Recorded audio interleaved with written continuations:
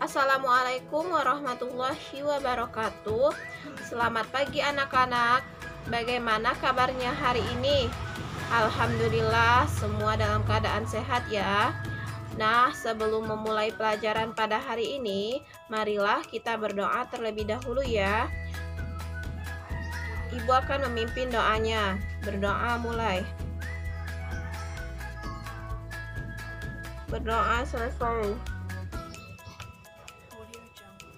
Baik, sebelum itu ibu akan mengecek kehadiran terlebih dahulu ya.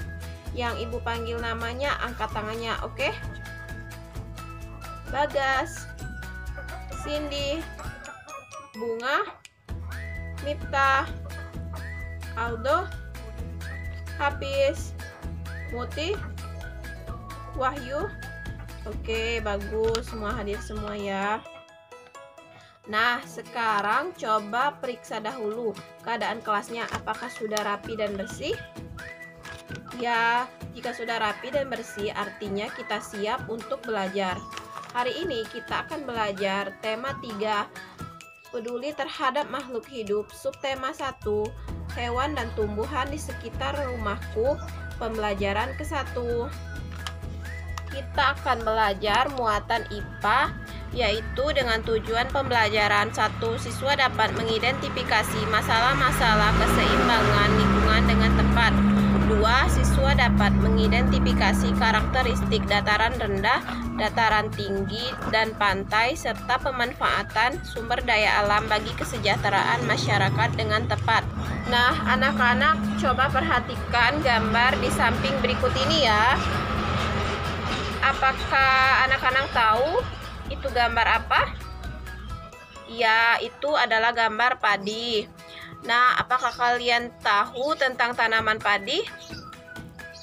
Ya, betul. Sebagian masyarakat Indonesia mengonsumsi nasi sebagai makanan pokok. Nah, apakah anak-anak tahu bahwa nasi berasal dari beras dan beras berasal dari padi? Baik anak-anak, sekarang kita akan mempelajari tanaman padi. Mari kita simak bacaan berikut. Padi adalah tanaman yang sangat penting di Indonesia. Padi menghasilkan beras.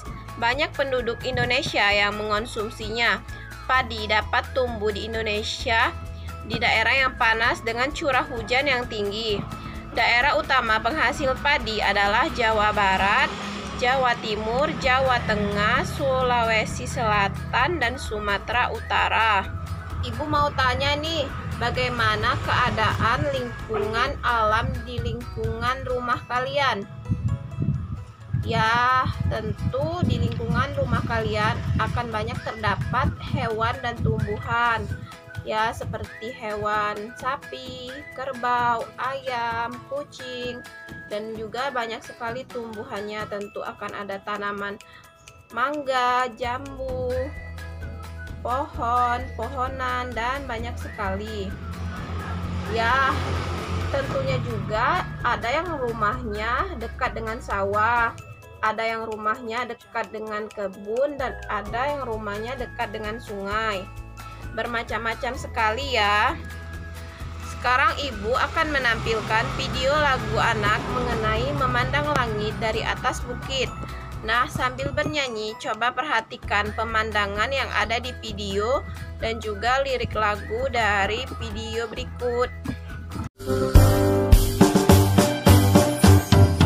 Memandang alam dari atas bukit, sejauh pandangku lepaskan. Sungai tampak berliku, sawah hijau terbentang, bagai permadani di kaki langit.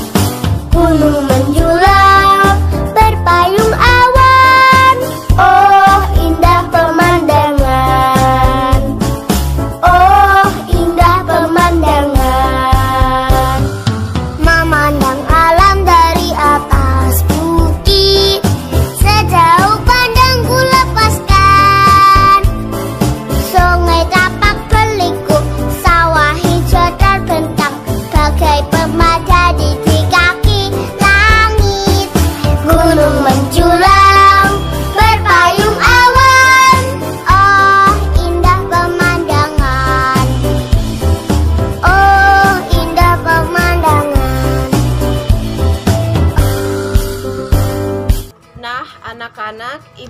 misalnya, pemandangan apa saja yang kalian lihat dari video tersebut?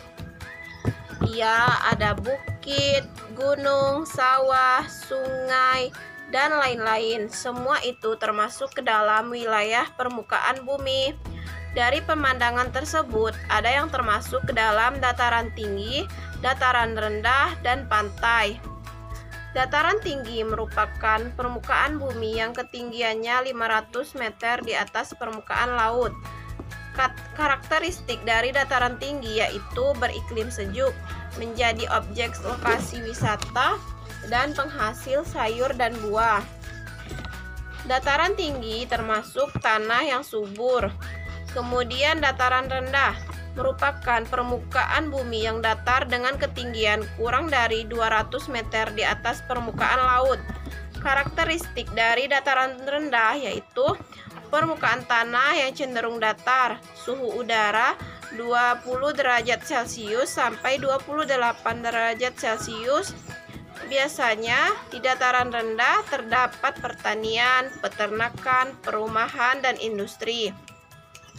Dan terakhir yaitu pantai, merupakan daerah yang berbatasan langsung dengan laut. Karakteristik dari pantai yaitu cuacanya panas, terdapat hamparan pasir dan karang, termasuk salah satu objek wisata, terdapat tumbuhan tanaman kelapa. Nah, selanjutnya Ibu akan menampilkan video penjelasan tambahan mengenai dataran tinggi, dataran rendah, dan pantai. Disimak ya anak-anak videonya.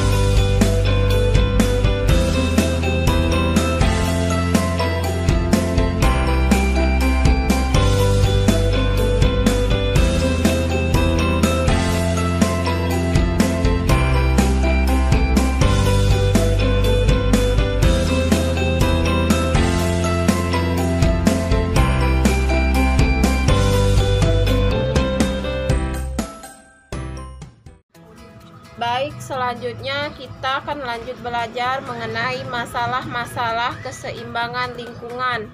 Manusia berinteraksi dengan sesamanya dan juga dengan lingkungannya. Masalah-masalah keseimbangan lingkungan merupakan salah satu bentuk interaksi manusia dengan lingkungan yang tidak seimbang. Berikut contoh kegiatan manusia yang menyebabkan kerusakan lingkungan, yaitu 1. Membakar hutan. Kebakaran hutan mengakibatkan hilangnya habitat dan sumber makanan bagi satwa. 2. Menggunakan bom dan pukat harimau untuk menangkap ikan di laut. Itulah contoh dari kegiatan manusia yang menyebabkan kerusakan lingkungan ya anak-anak. Baik, selanjutnya Ibu akan memberikan kalian tugas cara diskusi kelompok berdasarkan video tentang dataran tinggi, dataran rendah, dan pantai. Coba kalian uraikan pemanfaatan sumber daya alam berdasarkan wilayahnya. Tugas kita akan kumpulkan di minggu depan ya anak-anak. Sebelum mengakhiri pembelajaran pada hari ini, ada lebih baiknya kita berdoa terlebih dahulu ya. Semoga apa yang kita pelajari hari ini bermanfaat dan semoga pandemi ini cepat berlalu sehingga kita bisa bertemu dalam pembelajaran tatap muka. Baik, Ibu Pipin doanya ya. Berdoa mulai.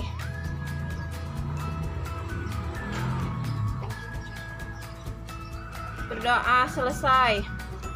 Jadi anak-anak, tugasnya jangan lupa dikerjakan ya. Dan pembelajaran hari ini dipelajari lagi di rumah. Jika anak-anak ingin meraih kesuksesan, kalian harus rajin belajar, giat terus dan selalu semangat. Kita tidak boleh bermalas-malasan ya. Ibu cukupkan sampai di sini pembelajaran kita pada hari ini. Demikian, sekian. Wassalamualaikum warahmatullahi wabarakatuh.